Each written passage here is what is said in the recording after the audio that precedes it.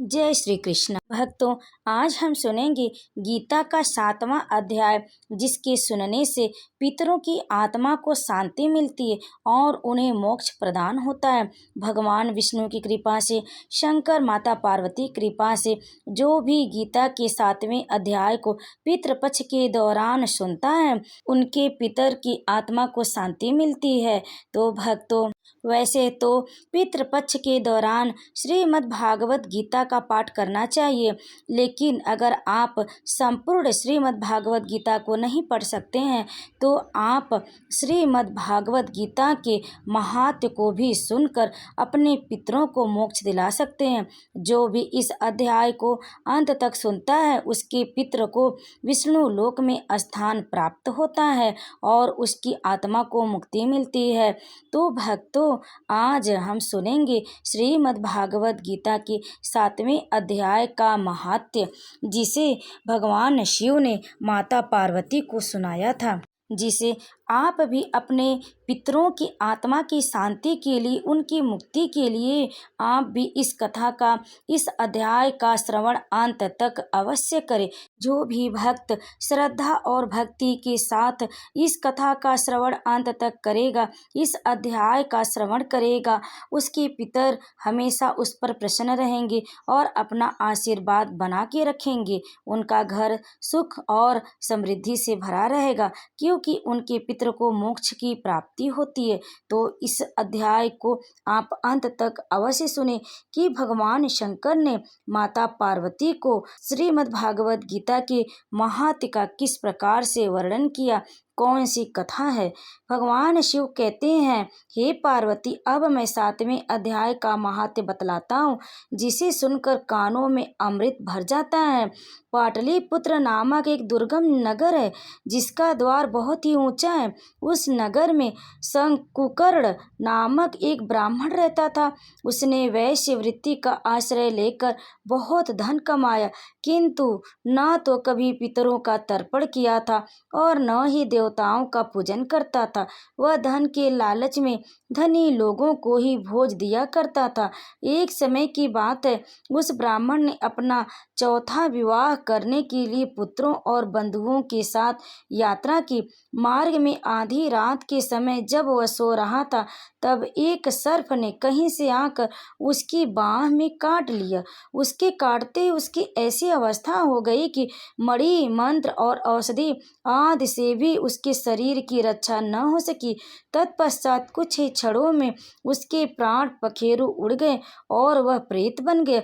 फिर बहुत समय के बाद वह प्रेत सर्प योनि में उत्पन्न हुआ। उसका मन धन की वासना में बंधा था। उसने पूर्व वृत्तांत को स्मरण करके सोचा, मैंने घर के बाहर करोड़ों की संख्या में अपना जो धन गाड़ रखा है, उससे इन पुत्रों को वंचित करके स्वयं ही उसकी रक्षा करूंगा। सांप की योनि से पीड़ित होकर पिता ने एक दिन स्वप्न में अपने पुत्रों के समक्ष आकर अपना मनोभाव बताया। तब उसके पुत्रों ने सवेरे उठकर बड़े विस्मय के साथ एक दूसरे से स्वप्न की बातें कहीं। उनमें से मझला पुत्र कुदाल हाथ में लिए घर से निकला और जहां उसके पिता सर्प योनि धारण करके रहते थे, उस स्थान पर गया। यद्यपि उसे धन के स्थान का ठीक ठीक पता नहीं था, तो भी उसने चिन्हों से उसका ठीक निश्चय कर लिया और लोभ बुद्धि से वहां पहुंचकर बिल को खोदना आरंभ किया।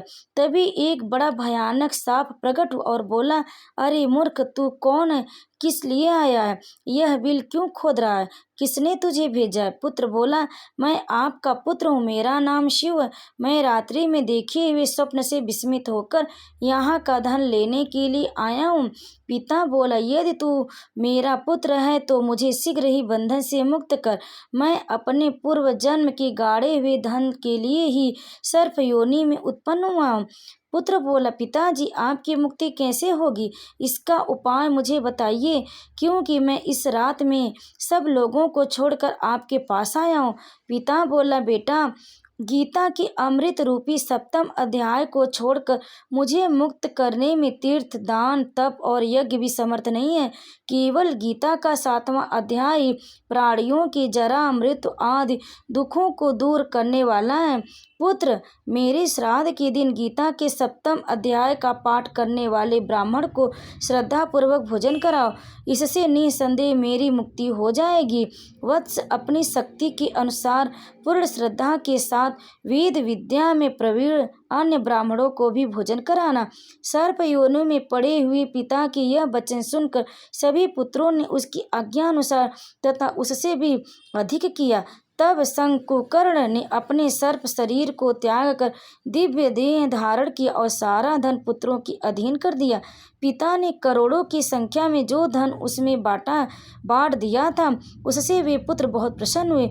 उनकी बुद्धि धर्म में लगी हुई थी, इसलिए उन्होंने बावली, कुआं, पोखरा, यज्ञ तथा देव मंदिर के लिए उस धन का उपयोग किया और धर्मशाला भी बनवाई। तत्पश्चात 7वें अध्याय का सदा जप करते हुए उन्होंने मोक्ष प्राप्त किया। श्री महादेव जी बोले, हे पार्वती, यह तुम्हें 7वें अध्याय का महात्म्य बतलाया, जिसके श्रवण मात्र से मानव सब पापों से मुक्त हो जाता है। श्री हरि ओम। जय श्री हरि। भक्तों, गीता के 7वें अध्याय का महात्म्य अंत तक सुनने के लिए आप सभी का बहुत बहुत धन्यवाद। अगर आपको यह महात्म्य पसंद आई तो वीडियो को लाइक ज़रूर करें और कमेंट में हर हर महादेव, विष्णु भगवान की जय अवश्य लिखें, ताकि आपके पितरों की आत्मा को शांति मिल सके। तो प्रेम से बोले भगवान विष्णु की जय। ओम नमो भगवते वासुदेवाय।